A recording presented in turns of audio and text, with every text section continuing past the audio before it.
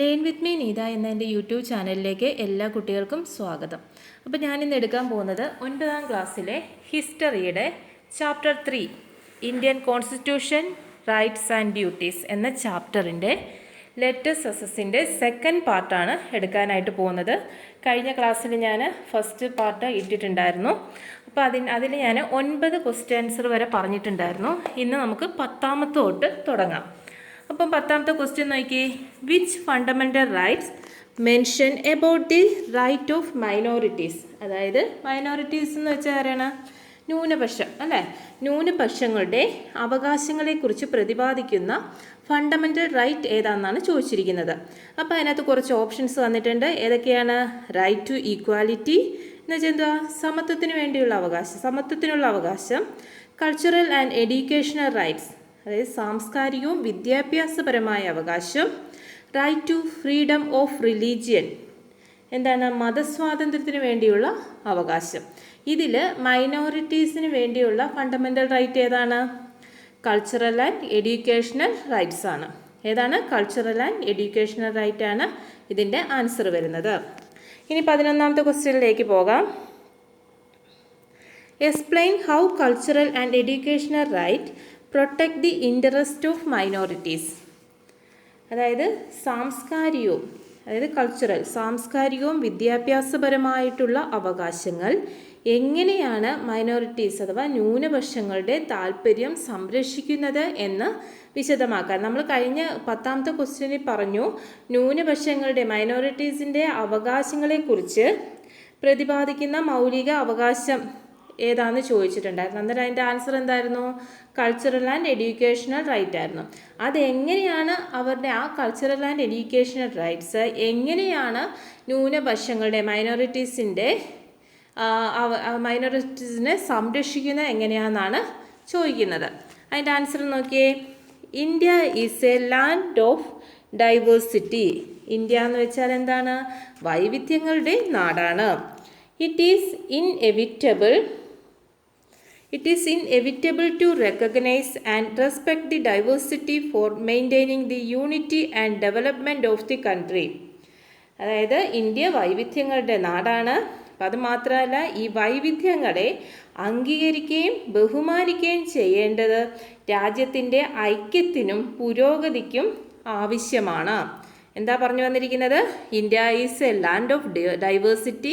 It is inevitable to recognise and respect the diversity for maintaining the unity and development of the country.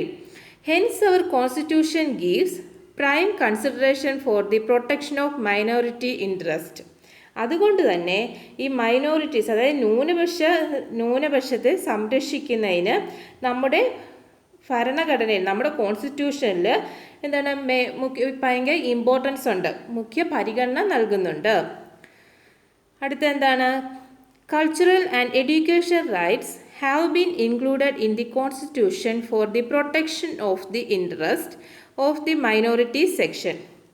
അതായത് പിന്നെ ഇതിലെ ഈ ന്യൂനപക്ഷങ്ങളുടെ, അതായത് മൈനോറിറ്റീസിൻ്റെ അവകാശങ്ങൾ സംരക്ഷിക്കുന്നതിന് കൾച്ചറൽ, അതായത് സാംസ്കാരികവും എഡ്യൂക്കേഷണൽ വിദ്യാഭ്യാസപരമായിട്ടുള്ള അവകാശങ്ങൾ, റൈറ്റ്സ് നമ്മുടെ കോൺസ്റ്റിറ്റ്യൂഷനിൽ ഉൾപ്പെടുത്തിയിട്ടുണ്ട് എന്നാണ് പറയുന്നത്. അക്കോർഡിംഗ് ടു ദിസ്, ഇതനുസരിച്ച്, ഇതിൻ്റെ മേളിൽ ഞാൻ വെട്ടിയിട്ടിരിക്കുക, എനിക്ക് രണ്ടാമത് എഴുതാൻ മടിയായിരുന്നു, അതാ ഞാൻ വെട്ടിയിട്ട് അങ്ങ് എഴുതിയ കേട്ടോ. എഴുതാൻ ഭയങ്കര മടിയുള്ള കൂട്ടത്തിലാണ് ഞാൻ. According to this, the following aspects have been ensured for the minorities. പിന്നെന്താണ് അവർ പറയുന്നത്? ഇതനുസരിച്ച് ന്യൂനപക്ഷങ്ങൾക്ക്, മൈനോറിറ്റീസിന് താഴെ പറയുന്ന അവകാശങ്ങൾ ഉറപ്പുവരുത്തുന്നു. അപ്പോൾ ഈ പാരഗ്രാഫിൽ എന്തൊക്കെയാണ് പറഞ്ഞത്? India is a land of diversity. It is inevitable to recognize and respect the diversity for maintaining the unity and development of the country. Hence our constitution gives prime consideration for the protection of minority interest. Cultural and educational rights have been included in the constitution for the protection of the interest of the minority sections.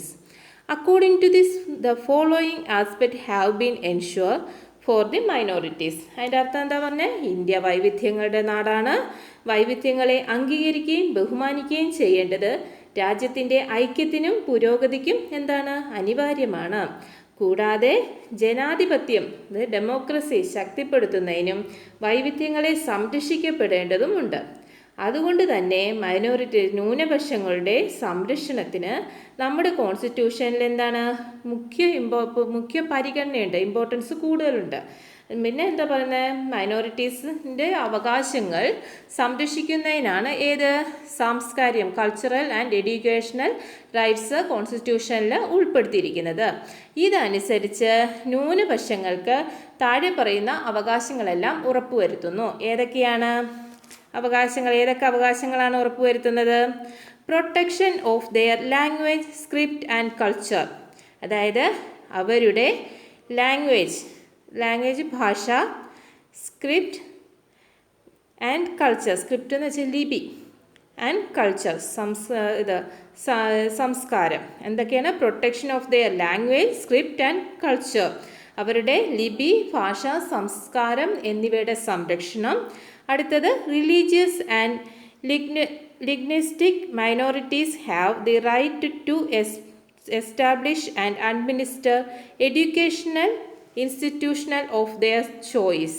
എന്താണ്? മത, ഭാഷ ന്യൂനപക്ഷങ്ങൾക്ക് സ്വന്തം ഇഷ്ടപ്രകാരം വിദ്യാഭ്യാസ സ്ഥാപനം ആരംഭിക്കുന്നതിനുള്ള അവകാശം. എന്താണ്? Religious and linguistic. അതായത് മത, ഭാഷ ന്യൂനപക്ഷങ്ങൾക്ക് അവരുടെ സ്വന്തം ഇഷ്ടപ്രകാരം എന്ത് ചെയ്യാനുള്ള? വിദ്യാഭ്യാസ സ്ഥാപനങ്ങൾ ആരംഭിക്കാനുള്ള അവകാശവും ആർക്ക് കൊടുത്തിട്ടുണ്ട്? മൈനോറിറ്റീസിന് ഉണ്ട്. ഇത്രയാണ്. അപ്പോൾ എന്താണ്? Protection of their language, script and culture. Religious and linguistic minorities have the right to establish and administer educational institution of their choice. അപ്പോൾ ഇത്രയാണ് എന്തിൻ്റെ? ഈ 11ാമത്തെ ക്വസ്റ്റ്യൻ്റെ ആൻസറായിട്ട് വരുന്നത്. ഇനി അടുത്തത് നമുക്ക് 12ലേക്ക് പോകാം. What is meant by right to constitutional remedies? അതായത് കോൺസ്റ്റിറ്റ്യൂഷൻ, ഭരണഘടനാപരമായ റെമഡി, പരിഹാരം കാണാനുള്ള അവകാശം എന്നതുകൊണ്ട് അർത്ഥമാക്കുന്നത് എന്താണ് എന്നാണ് ചോദിച്ചിരിക്കുന്നത്. നോക്കിയേ, അതിൻ്റെ ആൻസർ നോക്കിയേ. Fundamental rights are to be protected. Fundamental rights are to be protected. എന്താണ്? ഫണ്ടമെൻ്റൽ റൈറ്റ്സ് നിഷേധിക്കപ്പെട്ടാൽ, അതായത് the fundamental rights to be protected. Fundamental rights എപ്പോഴും എന്താണ്? പ്രൊട്ടക്റ്റ് ചെയ്തിരിക്കുകയാണ്, അല്ലെ? സംരക്ഷിക്കപ്പെട്ടിരിക്കുന്നു. The constitution purpose remedies measure if the fundamental rights are violated. Fundamental rights നിഷേധിക്കപ്പെട്ടാൽ അവ പരിഹരിക്കാനുള്ള മാർഗങ്ങളും എവിടെ തന്നെയുണ്ട്? നമ്മുടെ കോൺസ്റ്റിറ്റ്യൂഷനിൽ തന്നെയുണ്ട്. അതായത് fundamental rights are to be protected. Fundamental rights protect ചെയ്യപ്പെട്ടിരിക്കുന്നു. അതായത് the constitution purpose remedies measure if the fundamental rights are violated. Fundamental rights നിഷേധിക്കപ്പെട്ടാൽ അവ പരിഹരിക്കാനുള്ള മാർഗങ്ങളും എവിടെ തന്നെയുണ്ട്? നമ്മുടെ കോൺസ്റ്റിറ്റ്യൂഷനിൽ തന്നെയുണ്ട്. This is known as the right to constitutional remedies. ഇതെന്താണ്? ഭരണഘടനാപരമായ പരിഹാരം കാണാനുള്ള അവകാശം എന്നറിയപ്പെടുന്നു. അതായത് ഇതിനെ എന്തെന്ന് പറയുന്നു? റൈറ്റ് ടു കോൺസ്റ്റിറ്റ്യൂഷണൽ റെമഡീസ് എന്ന് പറയുന്നു. എന്തെന്ന് പറയുന്നു? റൈറ്റ് ടു കോൺസ്റ്റിറ്റ്യൂഷണൽ റെമഡീസ് എന്ന് പറയുന്നു. അപ്പം what is right to constitutional remedies എന്ന് ചോദിച്ചാൽ എന്ത് പറയും? Fundamental rights are to be protected. The constitution purpose remedies measure if the fundamental rights are violated. This is known as the right to constitutional remedies. ഇനി അടുത്ത sentence നോക്കിയേ. As per this right if the fundamental rights are violated and individual can approach either the Supreme Court or High court for enforcing them. അതായത് പറയുന്നത്, ഒരു വ്യക്തിക്ക് fundamental rights ലംഘിക്കപ്പെട്ടാൽ അവ പുനഃസ്ഥാപിക്കുന്നതിന് നമുക്ക് supreme കോടതിയോ ഹൈക്കോടതിയോ നേരിട്ട് സമീപിക്കാനുള്ള എന്താണ്? അവകാശമുണ്ട് എന്നാണ് പറയുന്നത്. അതായത് ഒരു വ്യക്തിക്ക് അവന് കൊടുത്തിരിക്കുന്ന ഫണ്ടമെൻ്റൽ റൈറ്റ്സ് ലംഘിക്കപ്പെട്ടാൽ നമുക്ക് എവിടെ പോകാൻ പറ്റും? സുപ്രീം കോടതിയിലോ ഹൈക്കോടതിയിലോ പോകാനായിട്ട്, പുനഃസ്ഥാപിക്കുന്നതിന് വേണ്ടി സുപ്രീം കോടതിയിലോ ഹൈക്കോടതിയിലോ പോകാനായിട്ട് പറ്റും എന്നാണ് പറയുന്നത്. The orders issued by the respective courts for the enforcement of the fundamental rights are known as writs. അതായത് ഈ ഭരണഘടന, അതായത് കോൺസ്റ്റിറ്റ്യൂഷൻ പ്രകാരമുള്ള പരിഹാരം കാണാനുള്ള അവകാശം ഇപ്രകാരം ഫണ്ടമെൻ്റൽ റൈറ്റ്സ് പുനഃസ്ഥാപിക്കാൻ വേണ്ടി കോടതികൾ പുറപ്പെടുവിക്കുന്ന ഉത്തരവുകളെയാണ് റിട്ട് എന്ന പേരിൽ അറിയപ്പെടുന്നത് എന്നാണ് പറയുന്നത്. എന്താണ് സംഭവം? റിട്സ് എന്താണ്? അത് ഇമ്പോർട്ടൻ്റ് ആണ് കേട്ടോ. റിട്ടുകൾ അത് ഇമ്പോർട്ടൻ്റ് ആണ്. അപ്പോൾ ഇപ്പം എന്താ പറഞ്ഞിരിക്കുന്നത്? ഒന്നോടെ വായിച്ചു തരാം. The orders issued by the respective court for the enforcement of the fundamental rights are known as writs. Thus, the right to constitutional remedies plays significant role in protecting our rights. ഇത്രയാണ്. അപ്പോൾ എന്താണ് Ritz എന്ന് വെച്ചാൽ എന്താണ് പറയുന്നത്? അതായത് നമ്മുടെ fundamental rights പുനഃസ്ഥാപിക്കാൻ വേണ്ടി നമുക്ക് എവിടെ പോകാമെന്നാണ് പറഞ്ഞത്? സുപ്രീം കോർട്ടിലോ ഹൈക്കോർട്ടിലോ നമുക്ക് പോകാമെന്ന് പറഞ്ഞു. അപ്പോൾ അവിടെ നിന്ന് കോടതികൾ പുറപ്പെടുവിക്കുന്ന ഉത്തരവുകളെയാണ് റിട്ട് എന്ന് പറയുന്നത്. മനസ്സിലായോ? അപ്പോൾ അത് മാത്രമല്ല, ഇങ്ങനെയുള്ള ഈ ഭരണഘടനാപരമായ, അതായത് കോൺസ്റ്റിറ്റ്യൂഷണൽ റെമഡീസ് നമ്മുടെ റൈറ്റ്സിനെ എന്ത് ചെയ്യുന്നു? പ്രൊട്ടക്റ്റ് ചെയ്യുന്നു എന്നാണ് അടുത്ത സെൻറ്റൻസിൻ്റെ മീനിങ് ആയിട്ട് വരുന്നത്. അപ്പം നമുക്ക് ഇതിൻ്റെ ആൻസർ എന്താണ് വരുന്നത്? 12ൻ്റെ ആൻസർ എന്താണ്? What is meant by right to constitutional remedies? Fundamental rights are to be protected. The constitution purpose remedies measure if the fundamental rights are violated. This is known as the right to constitutional remedies. As per this right, if the fundamental rights are violated, an individual can approach either the Supreme Court or the High Courts for enforcing them. The order issued by the respective courts for the enforcement of the fundamental rights are known as writs. Thus, the right to constitutional remedies play significant role in protecting our rights. ഇതാണ് 12ാമത്തെ ക്വസ്റ്റ്യൻ്റെ answer. ഇനി 13ലേക്ക് പോകാം. Find out the fundamental rights which was described by Dr. B.R. Ambedkar as the heart and soul of the Constitution and evaluate its importance. അതായത് നമ്മുടെ കോൺസ്റ്റിറ്റ്യൂഷനിലെ ഭരണഘടനയുടെ ഹൃദയവും ആത്മാവും എന്ന doctor B.R. Ambedkar വിശേഷിപ്പിച്ച ഫണ്ടമെൻ്റൽ റൈറ്റ് ഏതെന്ന് കണ്ടെത്തി അതിൻ്റെ പ്രാധാന്യം വിലയിരുത്തുക. നമ്മുടെ ഹൃദയം, നമ്മുടെ ഭരണഘടനയുടെ, നമ്മുടെ കോൺസ്റ്റിറ്റ്യൂഷൻ്റെ ഹാർട്ടും സോള് എന്ന് വിശേഷിപ്പിക്കപ്പെട്ട മൗലിക അവകാശം അഥവാ ഫണ്ടമെൻ്റൽ റൈറ്റ്സ് ഏതാണ്? റൈറ്റ് ടു കോൺസ്റ്റിറ്റ്യൂഷണൽ റെമഡീസ്, അതായത് ഭരണഘടനാപരമായ പരിഹാരം കാണാനുള്ള അവകാശം. ഏതാണ്? നമ്മുടെ ഡോക്ടർ B.R. അംബേദ്കർ വിശേഷിപ്പിച്ച കോൺസ്റ്റിറ്റ്യൂഷൻ്റെ ഹാർട്ട് ആൻഡ് സോൾ, അതായത് ഹൃദയവും ആത്മാവും എന്ന് വിശേഷിപ്പിച്ച ഫണ്ടമെൻ്റൽ റൈറ്റ് ഏതാണ്? റൈറ്റ് ടു കോൺസ്റ്റിറ്റ്യൂഷണൽ റെമഡീസ്, അതായത് ഭരണഘടനാപരമായ പരിഹാരം കാണാനുള്ള അവകാശം. ഇനി 14 നോക്കിയേ. 14 arrange the fact given below in the table. അതായത് താഴെ കൊടുത്തിരിക്കുന്ന വസ്തുക്കൾ വരുന്ന പട്ടിക നിർമ്മിക്കാനാണ് പറഞ്ഞിരിക്കുന്നത്. അതിനകത്ത് അവർ കൊടുത്തിരിക്കുന്ന ഫാക്റ്റ് ഞാൻ എഴുതിയിട്ടില്ല, അത് നിങ്ങൾ പുസ്തകത്തെ നോക്കി എഴുതുക. ഈ താഴെ കൊടുത്തിരിക്കുന്ന ഫാക്റ്റ് തന്നെയാണ് എഴുതിയിരിക്കുന്നത്. ഇതാണ് അതിൻ്റെ ആൻസർ വരുന്നത്. അപ്പം അതിനകത്ത് അവർ കൊടുത്തിരിക്കുന്ന ഫാക്ട്സ് ഏതൊക്കെയാണെന്ന് ഞാനൊന്ന് വായിക്കാം. റൈറ്റ് ടു ഫ്രീഡം എന്ന് വെച്ചാൽ എന്തുവാ? സ്വാതന്ത്ര്യത്തിനുള്ള അവകാശം. ഓർഗനൈസേഷൻ ഓഫ് വില്ലേജ് പഞ്ചായത്ത് രൂപീകരിക്കൽ. Protecting the unity and integrity of the nation, രാജ്യത്തിൻ്റെ ഐക്യവും അഖണ്ഡതയും കാത്തു സൂക്ഷിക്കുക. കൾച്ചർ ആൻഡ് എഡ്യൂക്കേഷണൽ റൈറ്റ്സ്, എന്താണ്? സാംസ്കാരികവും വിദ്യാഭ്യാസപരമായ അവകാശം. Prohibition of intoxicating substance. Protection of historical monuments. Ensure international peace and security. അടുത്തത് ലഹരി വസ്തുക്കളുടെ നിരോധനം. ചരിത്ര സ്മാരകങ്ങൾ സംരക്ഷിക്കുക. അന്താരാഷ്ട്ര സമാധാനവും സുരക്ഷിതത്വവും ഉറപ്പുവരുത്തുക. ഇത്രയും ഫാക്ട്സ് ആണ് അവർ നമുക്ക് തന്നിരിക്കുന്നത്. അപ്പോൾ ഇതിനകത്തുനിന്ന് ആദ്യത്തെ ഏതാണ്? ഫണ്ടമെൻ്റൽ റൈറ്റ് ഈ തന്നിരിക്കുന്നതിൽ ഏതൊക്കെയാണ്?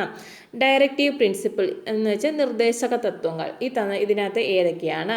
പിന്നെ അടുത്തത് ഫണ്ടമെൻ്റൽ ഡ്യൂട്ടീസ്, മൗലിക കർത്തവ്യങ്ങൾ ഇതിനകത്ത് തന്നിരിക്കുന്നതിൽ ഏതൊക്കെയാണെന്ന് മാറ്റി മാറ്റി എഴുതാനായിട്ടാണ് പറഞ്ഞിരിക്കുന്നത്. അപ്പം നോക്കിയേ, ഈ തന്നിരിക്കുന്നതിൽ ഫണ്ടമെൻ്റൽ റൈറ്റിൽ പെടുന്നതാണ് റൈറ്റ് ടു ഫ്രീഡം, അതായത് സ്വാതന്ത്ര്യത്തിനുള്ള അവകാശം, and cultural and educational right, സാംസ്കാരികവും വിദ്യാഭ്യാസപരമായ അവകാശങ്ങൾ. അപ്പം ഫണ്ടമെൻ്റൽ റൈറ്റിൽ ഏതൊക്കെയാണ് പെടുന്നത്? Right to freedom, cultural and educational right. ഇനി ഡയറക്റ്റീവ് പ്രിൻസിപ്പിൾ അതേതാണ്? നിർദ്ദേശ തത്വങ്ങൾ. അതിനകത്ത് ഏതൊക്കെ പെടും? ഓർഗനൈസേഷൻ ഓഫ് വില്ലേജ് പഞ്ചായത്ത്, അതായത് വില്ലേജ് പഞ്ചായത്തിൻ്റെ രൂപീകരണം, prohibition of intoxicating substance, ensure international peace and security, അതായത് ലഹരി വസ്തുക്കളുടെ നിരോധനവും പിന്നെ അന്താരാഷ്ട്ര സമാധാനവും സുരക്ഷിതത്വവും ഉറപ്പുവരുത്തുക. ഇത് ഏതിനകത്താണ് വരുന്നത്? ഡയറക്റ്റീവ് പ്രിൻസിപ്പിളിനകത്താണ് വരുന്നത്. ഇനി മൂന്നാമത്തെ നോക്കിയേ, ഫണ്ടമെൻ്റൽ ഡ്യൂട്ടീസ്. ഫണ്ടമെൻ്റൽ ഡ്യൂട്ടീസിനകത്ത് ഏതൊക്കെയാണ് വരുന്നത്? Protecting the unity and integrity of the nation, എന്താണ്? രാജ്യത്തിൻ്റെ ഐക്യവും അഖണ്ഡതയും കാത്തു സൂക്ഷിക്കുക. ഇത് മാത്രമല്ല വരുന്നത്, ഇതും കൂടെ വരും. ഏതാ? ഹിസ്റ്റോറിക്കൽ മോണുമെൻറ്റ്സും ഇതിനകത്ത് തന്നെ, പ്രൊട്ടക്ഷൻ ഓഫ് ഹിസ്റ്റോറിക്കൽ മോണുമെൻറ്റ്സ് ഇതിനകത്ത് തന്നെയാണ് വരുന്നത് കേട്ടോ. ഫണ്ടമെൻ്റൽ ഡ്യൂട്ടീസിനകത്ത് തന്നെയാണ് വരുന്നത്. അങ്ങനെ എഴുതിയിട്ടില്ലല്ലോ? ഇല്ല. അപ്പോൾ ഒന്നുകൂടെ പറയാം, ഫണ്ടമെൻ്റൽ റൈറ്റ്സിനകത്ത് വരുന്നത് റൈറ്റ് ടു ഫ്രീഡവും കൾച്ചറൽ ആൻഡ് എഡ്യൂക്കേഷണൽ റൈറ്റ്സുമാണ് വരുന്നത്. ഡയറക്റ്റീവ് പ്രിൻസിപ്പിളിനകത്ത് വരുന്നത് ഓർഗനൈസേഷൻ ഓഫ് വില്ലേജ് പഞ്ചായത്ത്, പിന്നെ prohibition of intoxicating substance, ensure international peace and security. അടുത്തതിനകത്ത് വരുന്നത് ഫണ്ടമെൻ്റൽ ഡ്യൂട്ടീസിന് വരുന്നത് protecting the unity and integrity of the nation, പിന്നെ അടുത്തത് പ്രൊട്ടക്ഷൻ ഓഫ് ഹിസ്റ്റോറിക്കൽ മോണുമെൻറ്റ്സ്. ഇത്രയാണ് വരുന്നത്. ഇനി നമുക്ക് 15ലേക്ക് പോകാം. What is meant by writs? Evaluate its important. നമ്മളിപ്പം പഠിച്ചതേ ഉള്ളൂ. എന്താണ് റിറ്റ്സ് എന്ന് വെച്ചാൽ? എന്താ പറഞ്ഞേ? അതായത് ഒരു വ്യക്തിയുടെ ഫണ്ടമെൻ്റൽ റൈറ്റ്സിന് ലംഘനം വന്നാൽ അത് പുനഃസ്ഥാപിക്കാൻ വേണ്ടി നമ്മൾ ഹൈക്കോർട്ടിലോ സുപ്രീം കോർട്ടിലോ നമുക്ക് പോകാം, അല്ലേ? അപ്പോൾ അവിടുന്ന് പുറപ്പെടുവിക്കുന്ന ഉത്തരവിനെ എന്തെന്ന് പറയുന്നു? റിറ്റ്സ് എന്ന് പറയുന്നു. നമ്മൾ പഠിച്ചില്ലേ? അപ്പോൾ ഇതാണ് അവിടെ ചോദിക്കുന്നത്. What is meant by writs? Evaluate its importance. The order issued by the Supreme Court and High Court for the enforcement of the fundamental rights are known as writs. അതായത് ഫണ്ടമെൻ്റൽ റൈറ്റ്സ് പുനഃസ്ഥാപിക്കാൻ വേണ്ടി കോടതികൾ പുറപ്പെടുവിക്കുന്ന ഉത്തരവുകളെ എന്തെന്ന് പറയുന്നു? റിട്ടുകൾ എന്ന് പറയുന്നു, writs എന്ന് പറയുന്നു. Writs are 5 types. എത്ര എണ്ണം ഉണ്ട്? 5 എണ്ണമുണ്ട്. Through writs the court are protecting the fundamental rights. ഈ റിറ്റ്സിലൂടെ കോടതികൾ എന്ത് ചെയ്യുന്നു? ഫണ്ടമെൻ്റൽ റൈറ്റ്സ് എന്ത് ചെയ്യുന്നു? ഇത് പ്രൊട്ടക്റ്റ് ചെയ്യുന്നു, സംരക്ഷണം കൊടുക്കുന്നു. ഏതിലൂടെ? ഈ റിറ്റ്സിലൂടെ സംരക്ഷണം കൊടുക്കുന്നു. അപ്പോൾ what is meant by writs and evaluate its importance. എന്താണ് writs? The order issued by the supreme court and high court for the enforcement of the fundamental rights are known as writs. Writs are 5 types. Through writs the courts are protecting the fundamental rights. ഇനി 16ലേക്ക് പോകാം. Explain the directive principle. Analyze how it become criterion for the valuation of the working of the government എന്നാണ് ചോദിച്ചിരിക്കുന്നത്. എന്താണ് അതിൻ്റെ അർത്ഥം? Directive principle എന്താണെന്ന് വിശദീകരിക്കുക. എന്താണ് ഡയറക്റ്റീവ് പ്രിൻസിപ്പിൾ എന്ന് വെച്ചാൽ? എന്തുവാ? നിർദ്ദേശക തത്വങ്ങൾ എന്താണെന്ന് വിശദീകരിക്കുക. അവ എങ്ങനെയാണ് ഗവൺമെൻറ്റിൻ്റെ പ്രവർത്തനങ്ങളെ വിലയിരുത്തുന്നതിന് മാനദണ്ഡമാകുന്നത് എന്ന് വിശകലനം ചെയ്യുക എന്നാണ് പറഞ്ഞിരിക്കുന്നത്. അപ്പം നോക്കിയാൽ എൻ്റെ answer, the constitution directs the central and the state governments to organize and implement program keeping the public welfare in mind. അതായത് ക്ഷേമരാഷ്ട്രം സാധ്യമാക്കുക എന്ന ഉദ്ദേശത്തോടെ പരിസ്ഥിതി സംരക്ഷണം, പിന്നെ സൗജന്യ നിയമസഹായം, തുല്യവേതനം തുടങ്ങിയ നിരവധി പരിപാടികൾ ആവിഷ്കരിച്ച് നടപ്പിലാക്കുവാനായിട്ട് ആരൊക്കെയാണ്? എന്തൊക്കെയാണ് പറഞ്ഞത്? ഏതൊക്കെ ഭാഗങ്ങളാണെന്നാണ് പറഞ്ഞത്? The Constitution directs the central and state government to organize, implement program keeping the public welfare in mind. Such directives are included in Part 4 of the Indian Constitution as the directive principle. ഇത്രയുള്ള കാര്യം നമ്മുടെ ക്ഷേമരാഷ്ട്രം എന്നത് സാധ്യമാക്കാൻ വേണ്ടി എന്ന ഉദ്ദേശത്തോടെ പരിസ്ഥിതി സംരക്ഷണവും സൗജന്യ നിയമസഹായം തുല്യവേതനം അതതിനകത്ത് കൊടുത്തിട്ടില്ല, ഇത് ഞാൻ മനസ്സിലാക്കാൻ വേണ്ടി പറയുകയാണ്. എന്ന ക്ഷേമരാഷ്ട്രം സാധ്യമാകുക എന്ന ഉദ്ദേശത്തോടെ പരിസ്ഥിതി സംരക്ഷണം, സൗജന്യ നിയമസഹായം, തുല്യവേതനം തുടങ്ങിയ നിരവധി പരിപാടികൾ ആവിഷ്കരിച്ച് നടപ്പിലാക്കുവാൻ ഭരണഘടന, നമ്മുടെ കോൺസ്റ്റിറ്റ്യൂഷൻ കേന്ദ്ര സംസ്ഥാന ഗവൺമെൻറ്റുകളോട് നിർദ്ദേശിക്കുന്നുണ്ട്. ഇത്തരം നിർദ്ദേശങ്ങൾ ഭരണഘടനയുടെ 4-ാം ഭാഗത്ത് ഡയറക്റ്റീവ് പ്രിൻസിപ്പിൾ എന്ന പേരിൽ ഉൾപ്പെടുത്തിയിരിക്കുന്നു എന്നാണ് പറഞ്ഞിരിക്കുന്നത്. ഒന്നുകൂടെ പറയണോ? അതായത് ക്ഷേമരാഷ്ട്രം സാധ്യമാക്കുക എന്ന ഉദ്ദേശത്തോടെ പരിസ്ഥിതി സംരക്ഷണം, സൗജന്യ നിയമസഹായം അങ്ങനെയുള്ള നിരവധി പരിപാടികൾ ആവിഷ്കരിച്ച് നടപ്പിലാക്കാനായിട്ട് കോൺസ്റ്റിറ്റ്യൂഷൻ ഭരണഘടന, നമ്മുടെ കോൺസ്റ്റിറ്റ്യൂഷൻ കേന്ദ്ര സംസ്ഥാന ഗവൺമെൻറ്റിനോട് നിർദ്ദേശിക്കുന്നുണ്ട്. ഇത്തരം നിർദ്ദേശങ്ങൾ കോൺസ്റ്റിറ്റ്യൂഷൻ്റെ 4-ാം ഭാഗത്ത് എന്തായിട്ട് അറിയപ്പെടുന്നു? ഏത് പേരിൽ ഉൾപ്പെടുത്തിയിരിക്കുന്നു? ഡയറക്റ്റീവ് പ്രിൻസിപ്പിൾ എന്ന പേരിൽ ഉൾപ്പെടുത്തിയിരിക്കുന്നു എന്നാണ് പറഞ്ഞിരിക്കുന്നത്. ഇനി അടുത്തത് നോക്കിയേ. There is an indivisible relationship between fundamental rights and directive principle. അതായത് ഒരു രാഷ്ട്രം സൃഷ്ടിക്കുന്നതിന് സഹായമായ സാമൂഹിക സാമ്പത്തിക,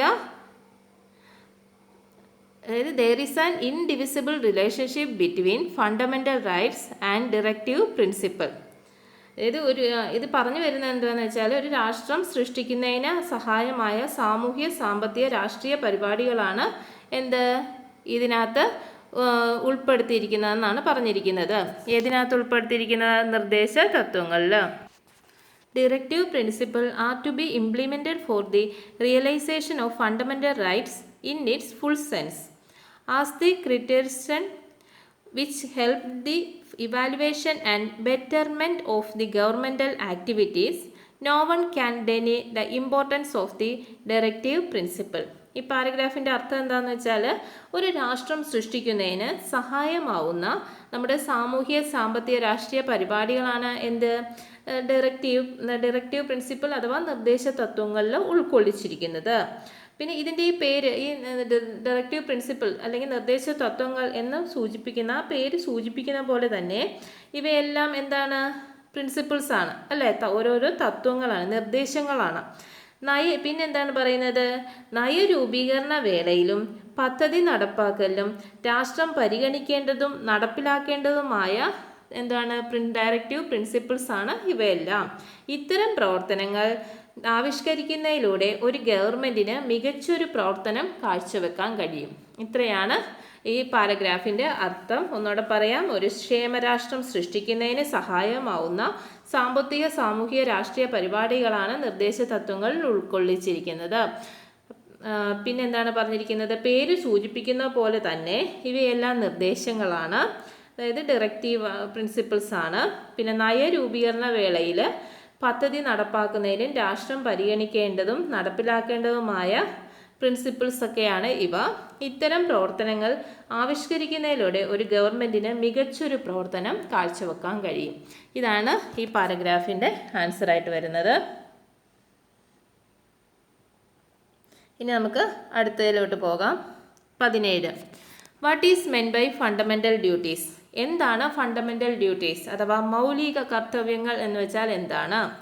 Fundamental duties can be considered as the responsibility which individuals have to perform towards themselves. എന്താണ്? അതായത് നമ്മുടെ രാഷ്ട്രത്തിൻ്റെ ഐക്യതയും അഖണ്ഡതയും കാത്തു സൂക്ഷിക്കുന്നതിന് പൗരന്മാർ രാഷ്ട്രത്തോട് നിറവേറ്റേണ്ട കടമകളാണ് ഫണ്ടമെൻ്റൽ ഡ്യൂട്ടീസ് അഥവാ മൗലിക കർത്തവ്യങ്ങൾ. എന്താണ്? രാഷ്ട്രത്തിൻ്റെ ഐക്യവും അഖണ്ഡതയും കാത്തു സൂക്ഷിക്കുന്നതിന് പൗരന്മാർ രാഷ്ട്രത്തോട് നിറവേറ്റേണ്ട കടമകളെ പറയുന്ന പേരെന്നാണ്? മൗലിക കർത്തവ്യങ്ങൾ അഥവാ fundamental duties. Fundamental duties can be considered as the responsibility which individual have to perform towards themselves. ഇതാണ് അതിൻ്റെ ആൻസർ വരുന്നത്. അപ്പം ഇതിൻ്റെ ഈ ചാപ്റ്ററിൻ്റെ ലെറ്റർ സക്സസ് കഴിഞ്ഞിട്ടുണ്ട്. നിങ്ങൾക്ക് എന്തെങ്കിലും ഡൗട്ട് ഉണ്ടെങ്കിൽ കമൻറ്റ് ചെയ്യുക. ഇഷ്ടപ്പെട്ടെങ്കിലെങ്കിൽ അതും കമൻറ്റ് ചെയ്യാം, ഡിസ്ലൈക്ക് ചെയ്യാം. അപ്പം ഇത് വീഡിയോ സബ്സ്ക്രൈബ് ചെയ്യാതെ കാണുന്നവരാണെങ്കിൽ ഒന്ന് സബ്സ്ക്രൈബ് ചെയ്യുക. നിങ്ങളുടെ കൂട്ടുകാർക്കെല്ലാം ഷെയർ ചെയ്ത് കൊടുക്കുക. അപ്പോൾ നമുക്ക് അടുത്ത ക്ലാസ്സായിട്ട് കാണുന്നവരെ ബൈ.